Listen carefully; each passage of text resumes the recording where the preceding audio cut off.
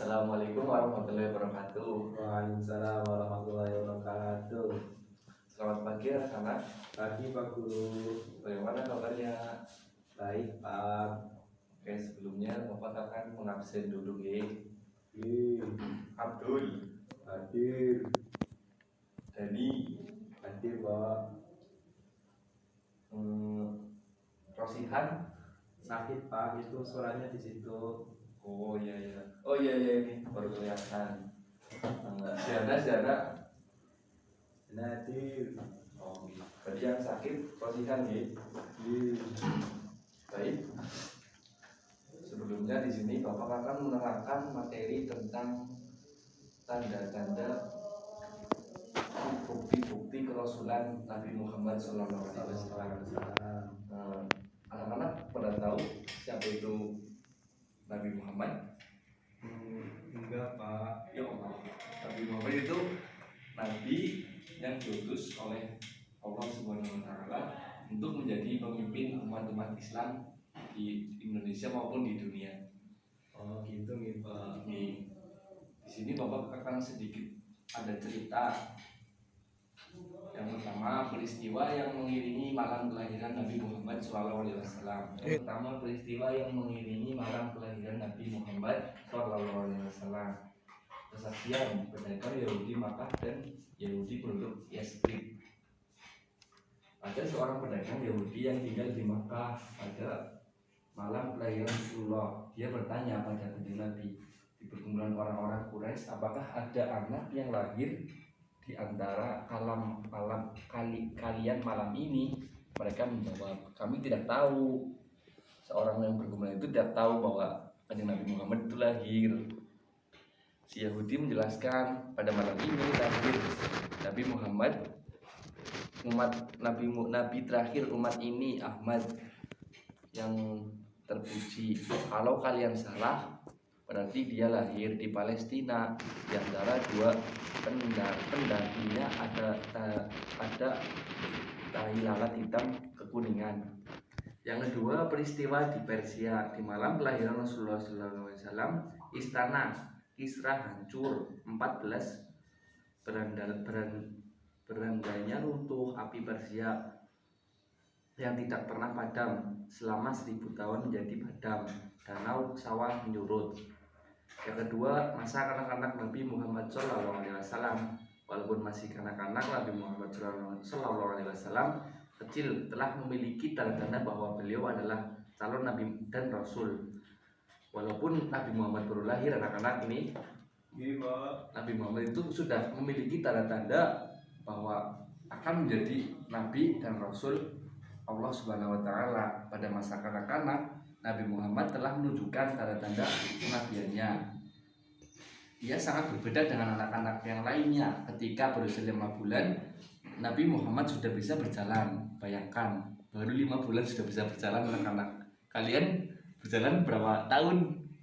1 tahun ya? 2 tahun. Ada yang 1 tahun, ada yang 1,5 tahun. Pasti begitu. Nah, ini Nabi Muhammad baru 5 bulan sudah bisa berjalan. Bayangkan, jangan dibayangkan. Nabi Muhammad sudah bisa berjalan. Pada usia 9 bulan, Nabi Muhammad sudah bisa berbicara. Nah, kalian berbicara umur berapa tahun ya? Kira-kira 3 tahun lah ya. Dan ketika berusia 2 tahun, Nabi Muhammad sudah dilepas untuk menggembala kambing. Di umur 2 tahun, Nabi Muhammad itu sudah menggembala kambing. Tahu menggembala kambing enggak? Tahu Pak. Ya seperti itulah. Angon. Kalau bahasa Jawa itu angon kambing. Bersama anak-anak Halimah.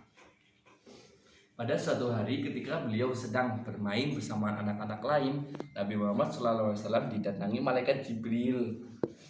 Malaikat Jibril memegangi Nabi Muhammad SAW, membelah dadanya. Malaikat Jibril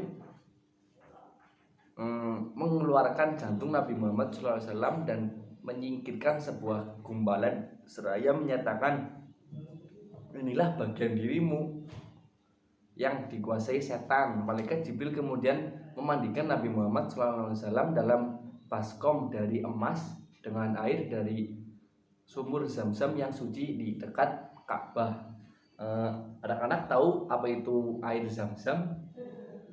Belum Pak. Kalau semisal ada orang yang baru pulang dari haji itu biasanya bawa air Zam-Zam, yaitu air bening yang konon katanya yaitu air yang mustajab, air yang bersih, suci, ya begitulah.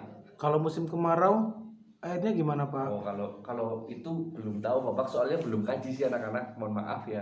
Besok kalau udah haji Bapak ceritakan bagaimana suasana di Arab dan bagaimana itu yang dinamakan air Zam-Zam. Seterusnya yaitu pengasuhan pamannya.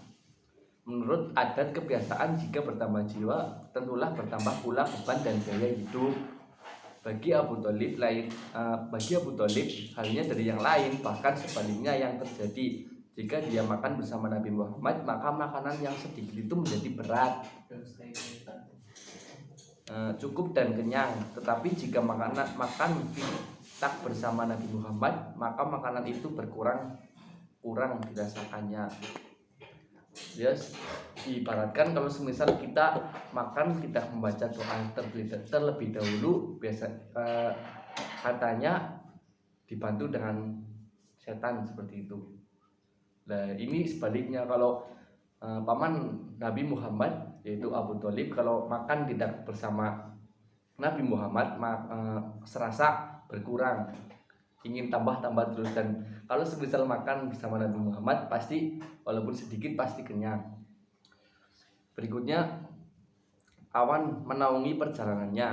Di dalam perjalanan ke Syam, berkala sampai di suatu tempat yang bernama Busra. Rombongannya itu bertemu dengan seorang pendeta Nasrani yang bernama Buhairi. Pendeta Buhairi terheran-heran melihat sebuah khalifah dagang yang datang dari Mekah. Khalifah dagang itu yaitu Nabi Muhammad. Khalifah ini sudah sering lewat, tapi kali ini tidak seperti biasanya. Di atas mereka ada awan yang menaungi perjalanan mereka ketika mereka berhenti di bawah sebuah pohon. Awan itu pun berhenti. Pendeta ini memandangi rombongan ini seakan mencari sesuatu dari mereka. Seterusnya, rahim Khadijah yang berusia 40 tahun menjadi subur. Nabi Muhammad SAW menikahi di usia yang ke-25 dengan Khadijah yang berusia 40 tahun. Seperti biasanya, usia 40 tahun adalah batas masa kesuburan perempuan. Namun ketika menikah dengan Nabi Muhammad, justru rahim Khadijah menjadi semakin subur. Ada yang tahu rahim? Coba. Rahim itu bagian dari spesialnya perempuan. Ya seperti itulah. Jangan ditanyakan kepada ibu-ibu kalian, ya. Nggak apa-apa. Ya nggak apa-apa. Intinya jangan ditanyakan dulu. Besok akan tahu sendiri. Seterusnya, tanda kenabian yang ada di antara dua pundaknya. Tanda kenabian yang satu ini disebut dengan Khatam An-Nubuwah yang dia bawa sejak lahir. Khatam An-Nubuwah. Baik, selanjutnya Bapak akan menceritakan tanda-tanda keajaiban Rasulullah SAW, kabar para nabi dan kitab-kitab sebelumnya, berita kerasulan Muhammad SAW yang disampaikan oleh pedagang Yahudi di Mekah, penduduk Yahudi Madinah, pendeta Buhairah di wilayah Syam, dan pendeta Warokoh bin Naufal di Mekah mengisyaratkan adanya kabar tersebut. Baik, apa ada yang perlu ditanyakan dari cerita-cerita? Ada yang kurang paham atau ada yang mau ditanyakan? Boten Pak. Kalau begitu, waktu sudah mau selesai. Bapak kasih PR, Ampun kata-kata nih Pak. Siapkan selembar kertas, Yang pertama, tuliskan secara ringkas bukti-bukti kerasulan Nabi Muhammad SAW. Yang kedua, ceritakan isi tulisanmu di depan teman sekelasmu. Yang ketiga, tuliskan secara ringkas bukti-bukti kerasulan Nabi Muhammad SAW yang berkaitan dengan istrinya. Sudah nggih? Iya. Mungkin sekian babak akhiri, kurang lebihnya mohon maaf. Wassalamualaikum warahmatullahi wabarakatuh. Waalaikumsalam warahmatullahi wabarakatuh.